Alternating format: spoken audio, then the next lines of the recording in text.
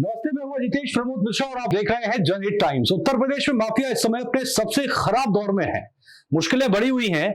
शुरुआत तो डॉन बनने का सपना लिए जब वो अपराध की दुनिया में बैटिंग करने के लिए उतरे तो दे छक्के दे चौके, शतक पर शतक, फिक्सिंग पर फिक्सिंग, मानो पिच से पवेलियन जाना ही नहीं चाहते हैं।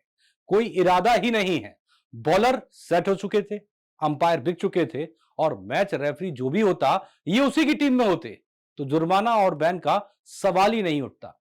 यहां बॉलर भी इनके, फील्डर या शूटर भी इनके, जिसे चाहो आउट कर दो, उसके लिए चाहे थर्ड एम्पायर का कैमरा ही क्यों ना बंद करना पड़े। समय बदलता गया, इनके नाम कईयों को फिक्सिंग करके आउट करने का रिकॉर्ड बनता गया, लेकिन मजाल है कोई सरकार इन्हें बैन कर पाती, यानी कि रोक पाती। ऐसे में यूपी में आया योगी राज और कहा, इस माफिया को मिट्टी में मिला देंगे। सरकार नहीं समझे, सरकार किसकी है? गफलत में हो। ये माफिया है, इनको। लेकिन इन माफियाओं पर कोई फर्क कहां पड़ने वाला था। इन्हें कहां कभी किसी प्रकार से कोई डर था, कोई फिक्र ही नहीं थी।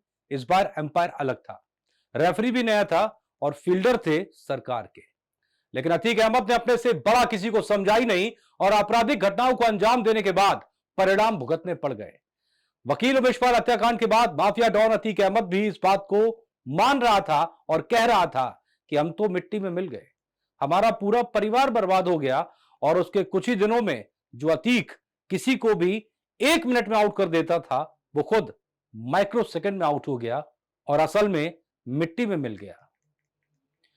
योगी सरकार ने कानून के तहत माफियाओं को सजा दिलाने की बात कही है। अब भले ही सजा कानून के तहत मिली हो या सजा किसी और ने दे दी हो, लेकिन माफिया अतीक का अंत हो ही गया।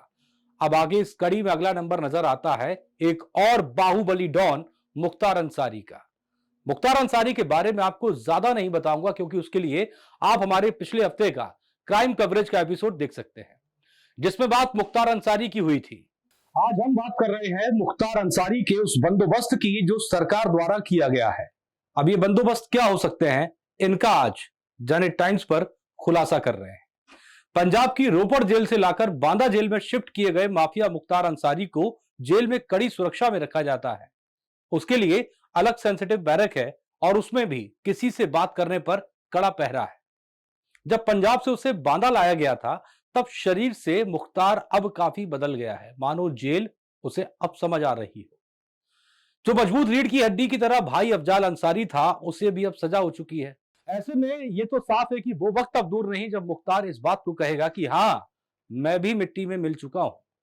दरअसल अब तक ऐसा होता आया है कि यूपी में माफियाओं ने जेल को अपना सेफ हाउस बना लिया था।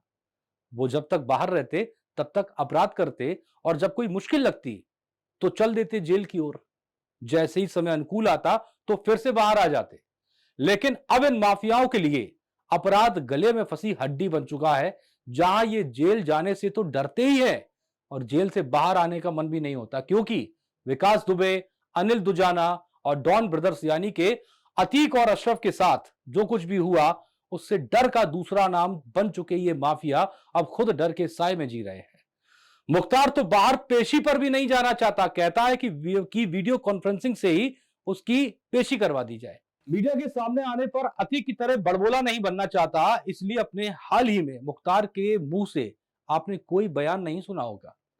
सरकार कह रही है कि हर माफिया अपराधी को कानून के द्वारा सजा दिलानी है, लेकिन ऐसा होता नजर नहीं आता है। उन माफियाओं का अंत तो किसी ना किसी की गोली से ही हुआ है, फिर वो चाहे पुलिस की गोली हो या फिर किसी अपराधी की, फिर चाहे कार पलटी हो या अस्पताल ले जाते वक्त हत्या हुई हो या जेल में दो गुटों के बीच हुए खूनी झड़प में मौत हुई हो।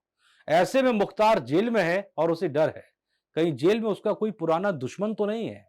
उसे डर है कहीं बाहर पेशी पर जाते वक्त कोई हादसा ना हो जाए, या फिर अगर किसी मामले में जमानत भी मिल गई तो बाहर होने पर कहीं कोई और मुकदमा दर्ज ना हो जाए, क्योंकि अपराधों की लिस्ट तो इनकी लंबी है और अगर ऐसा हुआ तो गिरफ्तारी से बचने के चक्कर में कहीं एनकाउंटर का सामना ना करना पड़ जाए। तो ऐसे में सरकार अपना काम कर रही है। माफियाओं को मिट्टी में मिलाने का दावा है जो वादा बनकर पूरा हो रहा है। तो अतीक के मिट्टी में मिलने के बाद सरकार की तैयारी अब मुख्तार को लेकर है और उसे पूरा भी किया जा रहा है। सरकार कहती है कि सजा के लिए कानून है और कानून के द्वारा उसे पूरा भी किया जा रहा है, लेकिन अब मुख्तार की सांस फूलना भी लाजमी है। जब बात पछतावे की हो तो ये कहावत है कि अब पछतावा का होत जब चिड़िया चुग गई खेत। तो आज आपको हमारा ये एपिसोड कैसा लगा, कमेंट बॉक्स में जरूर बताएं, और आने वाले दिनों में आप और क्या कुछ खास देखना चाहते हैं ये भी जरूर लिखें और हमें बताएं, हम तक अपना मैसेज पहुंचाएं। देश और दुनिया की तमाम खबरों के लिए बने रहिए जनहित टाइम्स के साथ। नमस्ते।